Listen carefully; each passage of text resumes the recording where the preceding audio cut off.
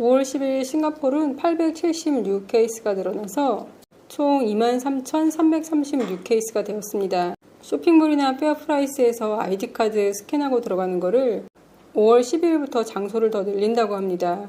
모든 회사와 학교, 헬스케어 퍼실리티, 요양원, 미용실, 이발소, 일부 웹마켓, 호텔도 앞으로는 아이디 스캔을 하고 들어갈 수가 있고요. 아이디 스캔 외에도 QR코드를 스캔해서 개인 인적사항을 적어 넣으면 되거든요.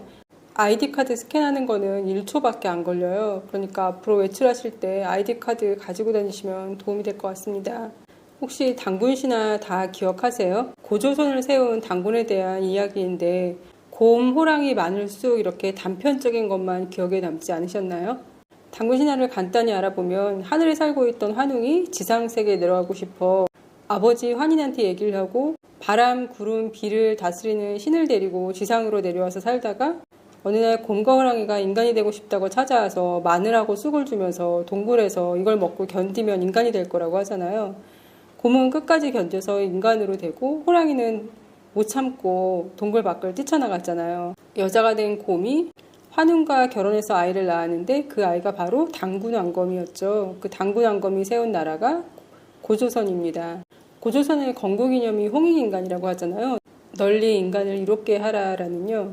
요즘 대한민국이 진단키트로 널리 인간을 이롭게 하고 있는 것 같아요. 단군 신화는 물론 신화일 뿐이잖아요. 곰이 쑥하고 마늘을 먹었다고 인간이 될 수는 없는 거지만 그래도 어쨌든 우리나라 건국 이념이 담긴 신화에 곰은 마늘과 쑥을 먹으면서 참은 거잖아요. 20대 여러분들 제발 힘드셔도 참아주셨으면 좋겠어요. 주점이랑 포차 등 이런 데서 마스크 안 하고 많은 사람들이 불금을 즐긴다고 뉴스에 나오던데 곰처럼 좀 잘 참아주셨으면 좋겠습니다. 고조선 지도를 봐도 이게 만주지방에까지 펼쳐져 있잖아요. 그리고 고구려는 고조선보다 조금 더 넓은 것 같고요. 가끔 고구려가 삼국을 통일했다면 우리나라는 지금 어떤 모습일까 상상해 볼 때도 있어요.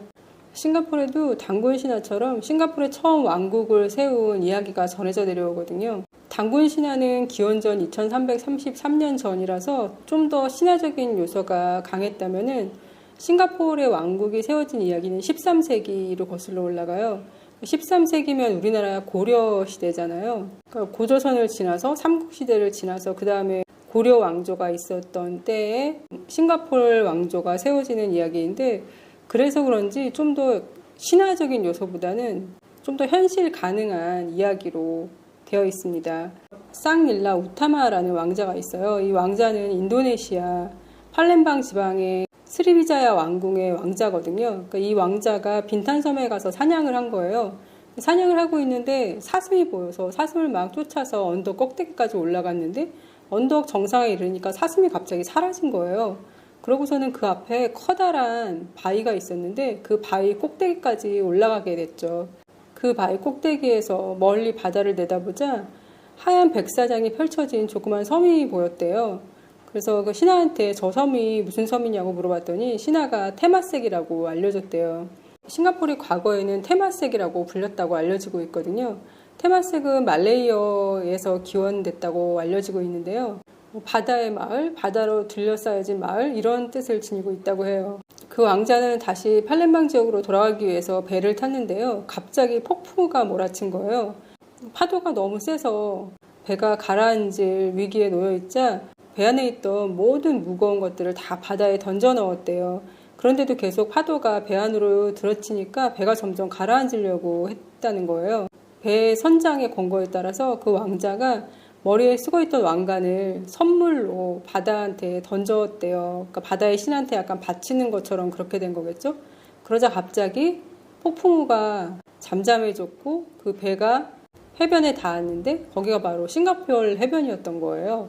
그리고는 싱가포르 강 근처의 넓은 해변가에서 야생동물을 사냥했는데 거기가 지금 파당으로 알려진 곳이에요. 파당은 내셔널 뮤지엄 앞에 넓은 뜰 같은 데 있잖아요. 파당도 역시 말레이어로 필드라는 뜻이거든요. 거기에서 사냥을 하고 있는데 갑자기 이상한 동물이 휙 지나가서 밀림으로 들어간 거예요. 근데 그 동물은 빨간 몸에 검은 머리를 하고 있고 그리고 배 부분은 하얗대요. 근데 그 동물이 너무 아름다워서 또 신하한테 저 동물이 뭐냐고 물어봤더니 신하가 아마 사자인 것 같다고 그렇게 얘기를 했다고 해요. 쌍릴라 우타마 왕자는 그 사자를 본 게 좋은 길조로 여겨서 그 지역에다가 왕궁을 세우기로 결정을 했답니다. 그래서 그 사람들이 다시 팔렘방으로 돌아가지 않고 거기 남아서 왕궁을 세우고 그리고 그 사자를 봤기 때문에 그 지역의 이름을 싱가푸라라고 지었다고 해요. 싱가푸라는 라이온 시티라는 뜻인데 이거 역시 말레이 언어거든요. 근데 말레이 언어는 산스크리트어에서 유래된 걸로 알려져 있어요. 그렇게 쌍릴라 우타마 왕자는 거기다가 왕궁을 세우고 그리고 결혼을 해서 두 아들을 낳았대요. 큰아들은 인도에서 온 공주랑 결혼을 하고 둘째 아들은 사촌이랑 결혼을 했다고 합니다. 쌍릴라 우타마 왕자는 48년 동안 싱가포르를 다스리다가 사망했는데 그의 시신이 지금의 포트 캐닝 힐에 묻혀져 있다고 전해지고 있습니다. 어디에 묻혀져 있는지는 아직 밝혀지지 않았대요. 그렇게 싱가포르의 왕위가 계속 계승되다가 침략으로 인해서 마지막 왕조가 말라카로 이동을 했대요. 그래서 말라카에서 왕궁을 다시 만들고 거기를 지배하다가 다시 또 거기에서 포르투갈의 침략을 받아서 조호로 내려왔대요. 그래서 조호에서 또 왕궁을 만들어서 살고 있었던 거죠. 왕족들을 술탄이라고 부르잖아요. 그 술탄은 아직까지도 존재하고 있거든요. 조호 술탄도 따로 있고 하잖아요. 이게 싱가포르에 세워진 이야기로 내려오고 있긴 한데 실질적으로 약 7세기에서 13세기까지 인도네시아의 스리비자야 왕조가 싱가포르를 통치했다고 합니다. 스리비자야 왕조는 불교를 믿는 왕조였대요. 스리비자야 왕조가 있던 팔렘방 성은 수마트라 지역이거든요. 근데 인도네시아에서 불교 유물로 가장 유명한 게 족자카르타의 보도부르드 사원이잖아요. 이 보도부르드 사원은 지어지는 데만 한 100년이 걸렸다고 하더라고요. 굉장히 거대하고 웅장한 불교 사원인데 이렇게 100년 동안 열심히 지은 거는 그 시대에 살던 사람들이 불교에 대한 신앙심이 굉장히 큰 거라고 합니다. 싱가포르 중학교 아이들 히스토리 책에도 이 보도부르드 사원 앞에서 굉장히 많은 사람들이 모여있는 아주 오래된 그림이 나오거든요. 팔렘방 지역이 있던 수마트라 섬하고 그리고 족자카르타가 있던 자바 섬하고는 약간 떨어져 있는 섬인데 양쪽 섬에 다 불교 왕족이 있었던 걸로 봐서는 인도네시아도 과거에는 불교 국가였나 싶기도 해요. 어쨌든 인도네시아 왕조가 싱가포르로 건너와서 그리고 말레이시아의 항구 도시였던 말라카로 가고 다시 조호로 내려오고 인도네시아 왕조들이 계속 왕궁을 세운 거잖아요. 본인이 거기 말레이시아의 술탄이 된 거잖아요. 물론 말레이시아 원주민들은 살았겠지만요. 그래서 그런지 말레이시아하고 인도네시아하고 비슷한 음식들이 굉장히 많거든요. 저는 언어도 비슷하다 그래서 이것 때문에 비슷한가 했거든요. 근데 언어 같은 경우에는 인도네시아가 섬이 굉장히 많아가지고 여러 가지 언어를 사용했는데 지금도 물론 여러 가지 언어를 사용하고 있는데 어쨌든 공용 언어로 인도네시아어가 채택이 됐는데 그 채택된 인도네시아어가 기원이 말레이시아어인 거예요. 왜냐면은 말레이시아 그 말라카 해협을 중심으로 유럽인들이 많이 해상무역을 하면서 말레이시아도 그렇고 인도네시아도 그렇고 다 지배를 했는데 이게 언어가 너무 다르니까 힘들었었나 봐요. 교역 언어로 그 말라카의 언어인 말레이 언어를 채택했다고 하더라고요. 그래서 인도네시아한테도 교역 언어인 말레이어를 많이 사용을 권장했다고 해요.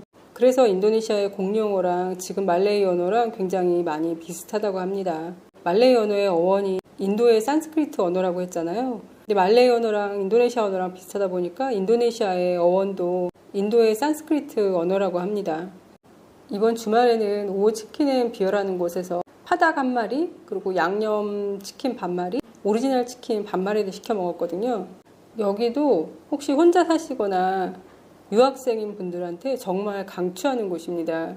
일단 파닭이 너무 맛있고 양념치킨이 한국에서 먹던 그 맛있는 양념치킨 딱 그 맛이에요. 2마리 이상 시켜야지 무료 배달인데 혼자 계시면 2마리 이상 시키기 힘드시잖아요. 한 마리만 시켜도 돼요. 한 마리만 시키면 10불 추가 요금 내면 되거든요. 한 마리 시킬 때 반반씩 시켜도 돼요. 그러니까 파닭 반, 양념 반 이렇게 시키셔도 되거든요. 파닭을 시키면 순살 치킨이 잘 튀겨져서 오고 그리고 파채가 따로 오고 소스가 또 따로 와요. 먹고 싶은 만큼만 덜어서 먹으시고 다음에 또 데펴서 드셔도 되거든요. 혹시라도 파채하고 양념이 남으면 마트에서 파는 이미 튀겨진 냉동닭 있잖아요. 그런 거 사다가 에어프라이어에 돌린 다음에 파채 얹고 소스 얹어 드시면은 파닭을 더 오랫동안 즐기실 수 있겠더라고요. 원래 오치킨 앤 비어는 사실 배달보다는 직접 가서 드시는 게 정말 좋거든요. 왜냐면 여기 위치가 싱가포르 리버에 있어요. 그래서 거기 앉아서 노을 지는 거 바라보면서 야경 바라보면서 먹으면 정말 끝내주거든요. 맥주 한 잔씩 하시면서요. 제가 예전에 거기 다녀와서 찍어놓은 영상을 제일 마지막에 걸어 놓을 테니까요. 한번 둘러보시고 서킷 브레이커 끝나고 음식점들 문 열면 한번 저녁에 꼭 한번 가보세요. 그럼 오늘도 건강하세요.